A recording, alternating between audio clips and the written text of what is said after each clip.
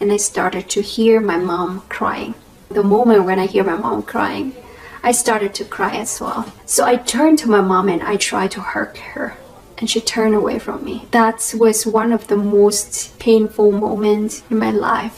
السلام عليكم ورحمة الله تعالى وبركاته. أدبني السلام يجود هان بهذا ويا أرج أكاديمي مقعي جوا حسن عبد الله حسين سيدا أتكسو أركتي عوانك إيو هردع مقال كامبا وحرمان تدين سودياري جبر فيتناميس لكن أسوأ بدلتي دينتين معان تبضن مسلم كا رنان تهرفات كي أسوأ مرتي أبهد يهودد يولال هذه قرابة دلوقتي هذه أكلا كلنتي أنت سنة قريب نيسي إني إسلام تهاي أو مسلم تهاي وحبها صوت نما مقال كان كجشة كدونا رنان تي أد بيريا مقالكو ونحسب بدنيها لكن هل متبانكو شيء dad waxaa jiraan dadku isku mid ma ahan iskuna jeeb ma ahan dad waxaa jiraan videoga download dhahdo sababtoo ah daatada iyo internetkooda oo aad u yar awgood marka dadkaasi halka shay ay laabaan waxay tahay muuqaalka ma la gareeyaan sababtoo ah muuqaalka ku dhuftaan download bay dhahan kadib halkaaba isagoo download ah bay daawadaan laakiin waxaan ka codsanaynaa saaxiibayaal cashirka la gareey please wad u jeedin cashirada qiimaha badan ee aan mar walba idin soo diyaariyo haddaadna nagu soo biirina nagu soo biir insha Allah okay marka ugu horeyso iyadoo English daawada kadibna sharaxaadna isugu soo laabanayna insha Allah waad ku raaxaysan doontaan insha Allah muuqaalku aad buu dheeryahay laakiin daawasho wacan. Assalamu alaikum wa rahmatullahi wa barakatuh. My name is Marwa and I am a Vietnamese Revert Muslim. My dream is to spread Islam to Vietnam. My brothers and sisters around the world, I want to ask you for a favor. But before that, I want to share with you my story. I grew up in Vietnam and I came to the US to study, and alhamdulillah, I found Islam over there. Vietnam is a country with less than 0.07% of Muslims. There's no masjid in my city. People mostly know about Islam through the media. So Vietnamese has a lot of misconception about Islam. So for a long time, I was hiding my religion from my parents. But I decided one day that I would tell my sister that I am a Muslim. And my sister in the beginning was so shocked. She was like, "Are you serious? Are you those people who wear the headscarf?" And I said yes. And then she would start to ask me questions about Islam. And it has been 5 years since the time that she knew that I am a Muslim. And she truly kept her promise and keeps supporting me. There will be days when I go outside and my parents try to call me while I'm wearing hijab. So I would tell them that, "Oh, I'm outside. I couldn't talk to you." And then I wait until I get home and then talk to them on video call. Now, my parents, not knowing anything at all, but my dad has sensed something. So one day my dad would say, "You look like a Muslim." There's no evidence that he's seeing. I would just woke up and then he said, "You look like a Muslim." How does that happen? So my dad, he does sense something because I always talk to my parents good thing about my Muslim friends. And he knew that if my friends are from Morocco, Palestine, he would know that those are Muslim countries. As I become a Muslim, I haven't went back to Vietnam to visit my family because I still cannot face them and find a way to talk to them. And so my mom decided to come to the US to see me. She asked me, "Hey, do you have something that you're hiding from me?" I was so quiet. I don't know what to say to her. What should I say? And I started to hear my mom crying. The moment when I hear my mom crying, I started to cry as well. So I turned to my mom and I tried to hug her, and she turned away from me. That was one of the most painful moments in my life because my mom was the person that would always hug me, always protect me when I was a child. I was asking mom, "Hey, can you keep this secret from my dad?" And she agreed. My mom was keeping the secret for the whole year. My mom was so heated and then she said, "Okay, I'm done with this. I'm gonna tell your dad. You have to choose between me and Islam." SubhanAllah, within 1 year, someone punched you on your left side and now you get another punch on the right side. Of course, I'm not a perfect human being and there'll be time that I am very upset, but I try my best to respond to them with kindness, patience. I'm going back to Vietnam and I'm trying to tell my whole family that I am a Muslim and I need your help with that. Just 2 days ago, I called my cousin and I say that, hey, I need your help. And then she was like, what is that? And I said that I am a Muslim. She was shocked as well, but then because she has traveled around the world many times and she is more open-minded, so she said that she would give me the support, and she's promising me that she's going to convince my mom as well. And right now I have 5 cousins who said that they are going to support me, and then my sister, inshallah, my parents as well. When I told my parents that I want to go back and see them and I want to call for your help to spread this video, and I just want to say that I'm so proud and grateful to be a Muslim. Jazakallah khair. Assalamu alaikum wa rahmatullahi wa barakatuh.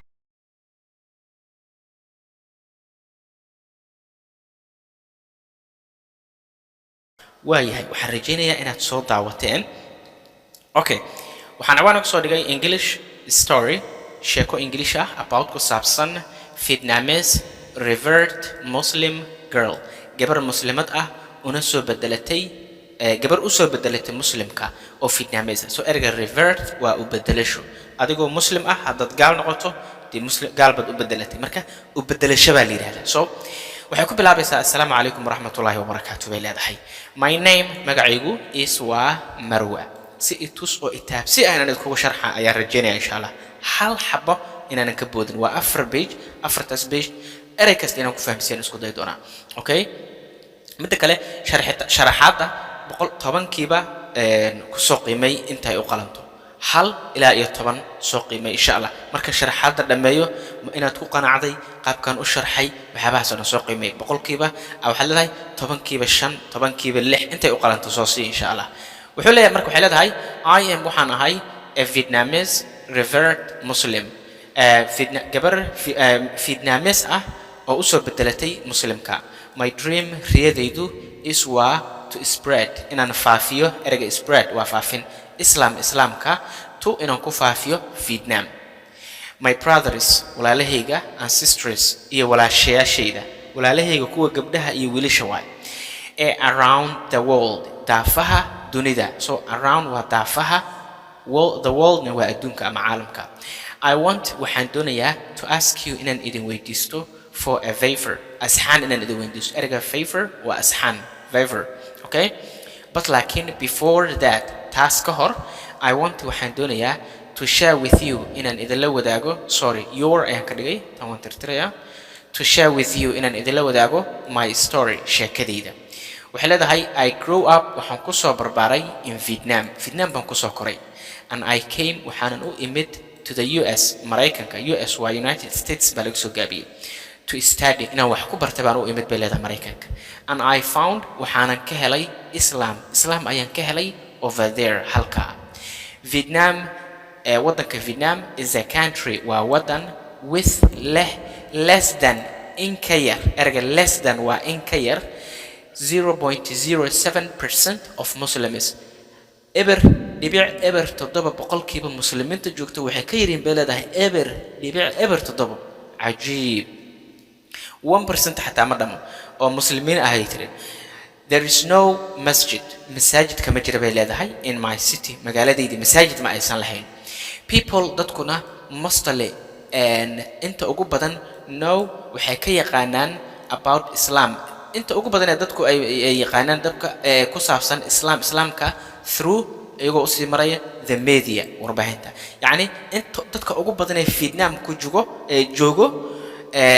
aqoonta iyo waxa ay u leeyihiin islaamka ay ka fahamsan yihiin waxay ka arkaan oo kaliya warbaahinta.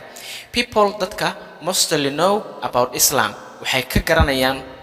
inta ugu badan ee islaamka through the media, social media iyo warbaahinta. So sida darteed Vietnamese dadka reer Vietnam waa wadankii, Vietnamese na waa dadkii. So reer Vietnam has a lot of misconceptions, waxay ka haystaan a lot of infra badan oo ah misconception. waxaa la yidhahdaa wrong idea ayaa la yidhahdaa misconception, waa fikir khaldan ayba ka haystaan dadka inta ugu badan ee reer Vietnam ee about ku saabsan islaamka fikir khaldan bay ka haystaan. So for a long time, waqti dheer or I was hiding and qarinayay my religion diintayda from aan ka qarinayay my parents waalidiintayda but laakiin I decided waxaan go'aansaday one day maalin that in I would tell ay tahay inaan u sheego my sister walaashay that in I am a Muslim inaan ahay Muslim and my sister walaashayna in the beginning bilowgii and was shocked way isku naxday bay leedahay. She was like waxay dhahday erega was like means she said adoo yiri ay lamid tahay so waxay dhahday waa she was like waxayna dhahday are you serious maka dhaba erega serious waa dhab are you those people ma waxa tahay dadka are you those people ma waxa tahay dadkan who kuwaaso wear xirta the head scarf qamarka ay dumarku ay ku xirtaan korka ay waxa loo yaqaanaa madaxa ay ku xirtaan waxa la yiraahdaa head scarf ayaa la yiraahdaa okay and I said waxaana iri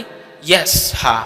and then kadibna she would start waxay bilowday to ask me inay weydiiso questions su'aalo about ku saabsan Islam. It has been 5 years 5 sano ayay ahayd since tan iyo the time waqtiga that taasoo she knew ay ogeed that in I am a Muslim inan ah hadaba 5 sano ayay ogtahay bay leedahay inaan Muslim ahay and she truly si dhab ah ayayna kept u ilaalisay her promise ballankeedii oo yaani inaysan cidna la wadaagin and keep supporting me waxay kaloo sii waday erga keep waa sii wadid waxay sii waday supporting me inay taageerayso iyo caawinayso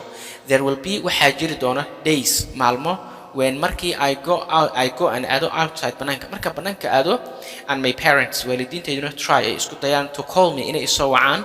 while halka I'm wearing and xiranahay xijaabka so banaanka markaan aado oo waalidiintayda ay isku dayaan inay soo wacaan anna xijaab aan xiranahay sababtoo Muslim baan ahay so marka waxaan sameey jiray bay leedahay so I would tell them waxaan u sheegi jiray that in waxaan dhihi jiray bay leedahay oh Allah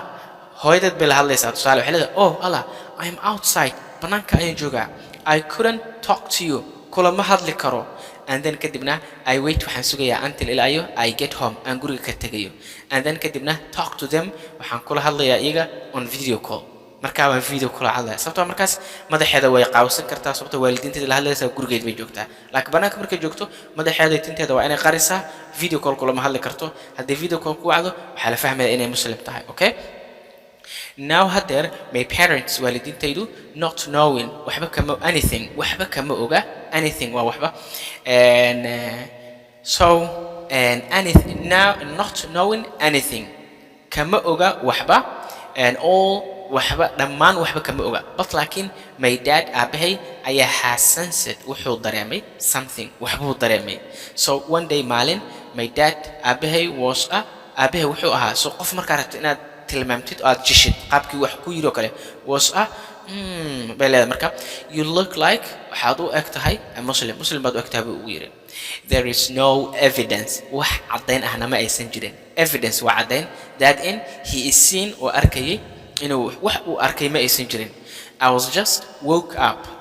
hadda ayaan soo kacay yani maalinka uu la hadlayba ka sheekeynaysa anigoo marka hurdo ka soo kacay woke up waa hurdo ka soo toosid markaan soo kacay buu yiri ay Muslim baad u eg tahay so and then kadibna he said waxa uu yiri you look like waxaad u eg tahay a Muslim baad u eg tahay buu yiri how does that happen sidee taasi ku dhici kartaa how sidee bay does that happen taasi ku dhacaysaa ay u dhacday okay so my dad abahay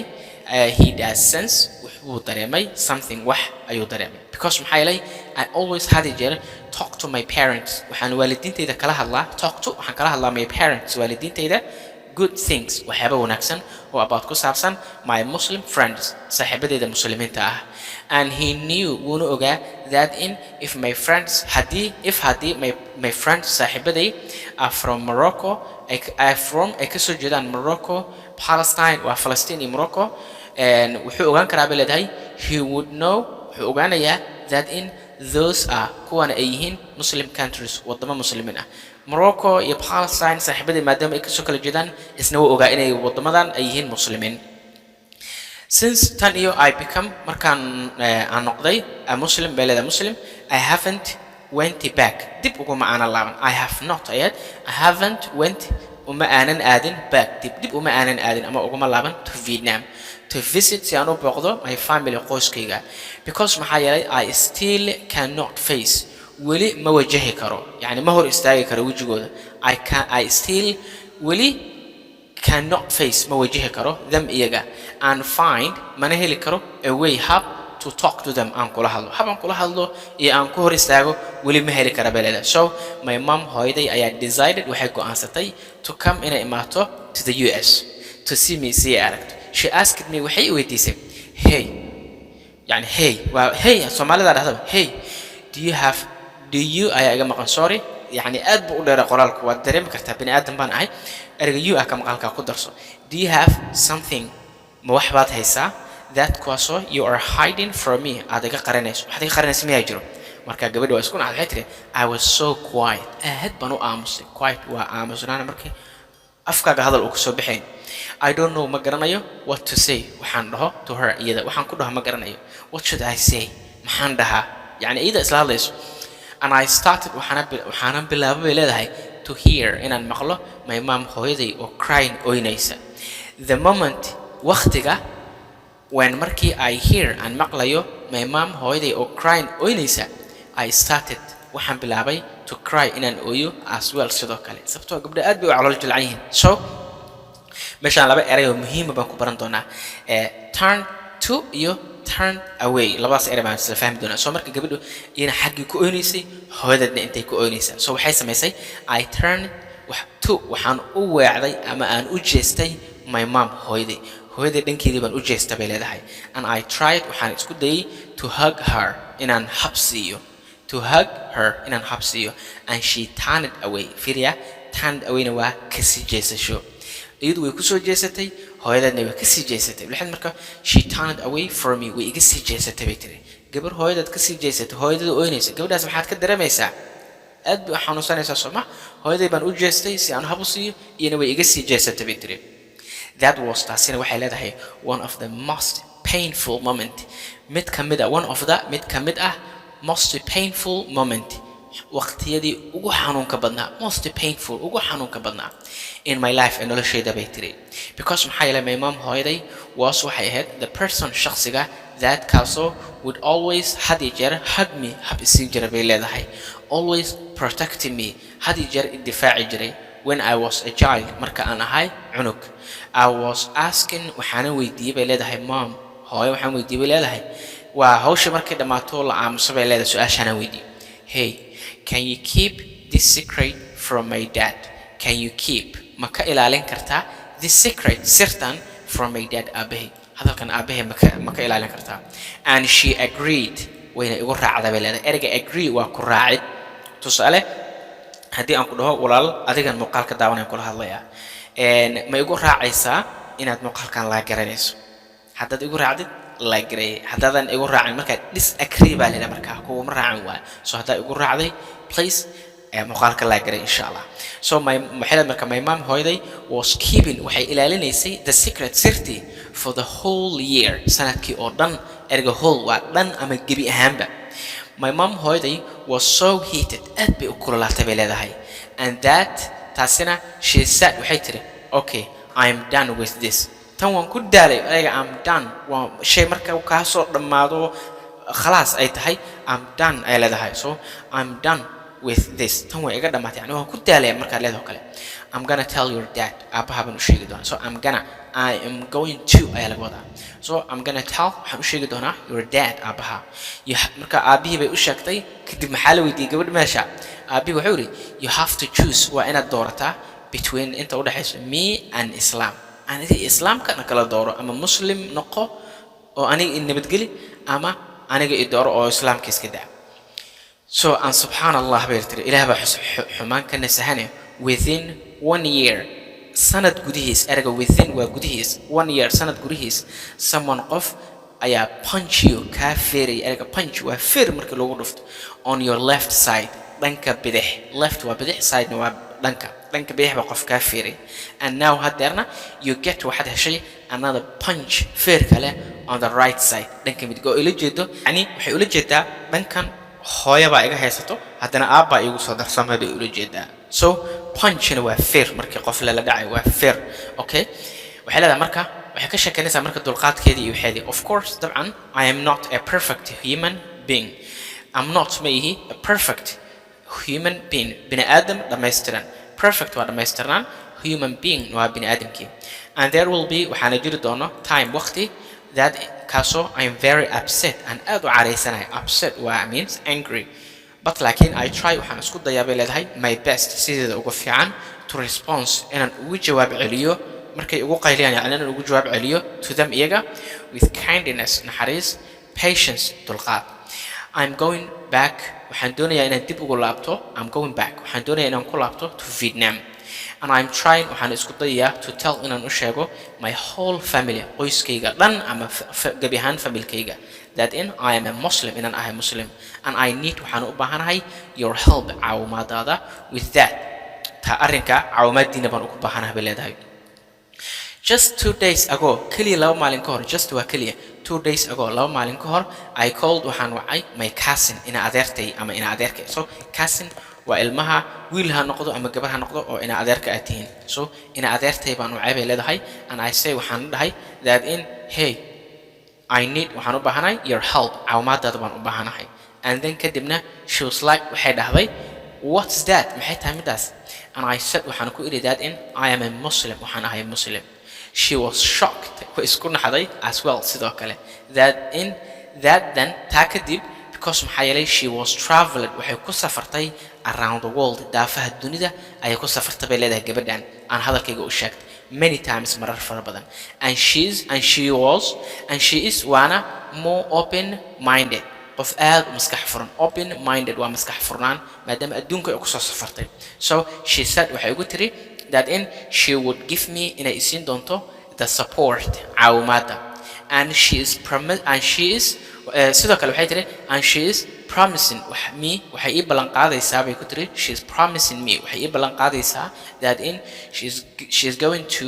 convince ay doonayso inay ka dhaadhiciso so she is going to inay doonayso to convince inay ka dhaadhiciso waa inaad wax ka dhaadhiciso qof my mom hooyaday as well sidoo kale and right now waqti xadirkan I have waxaan haystaa bay tiri 5 cousins 5 ina adeer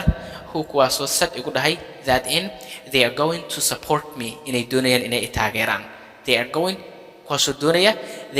inay doonayaan to support me inay garab siiyaan and then kadib my sister walaashayna inshallah walaashayna inay isiin doonto baan rajaynaya bay leedahay yani ula jeeda so and then kadib my sister walaashay inshallah my parents waalidiintayda as well sidoo kale when markii I told aan u sheegay my parents waalidiintayda that I want and doonayo to go back inaan dib ugu soo laabto and see them aanan iyaga arko and I want waxaana doonayaa to call inaan ugu baaqo for your help caawimaadiina to spread inaad ku faafisaan this video muuqaalkan and I just waxaan kaliya want doonayaa to say inaan dhaho that I am so proud inaan aad ugu faano proud waa ku faanid and grateful abaalna aan ka hayo to be inaan ahay a Muslim the end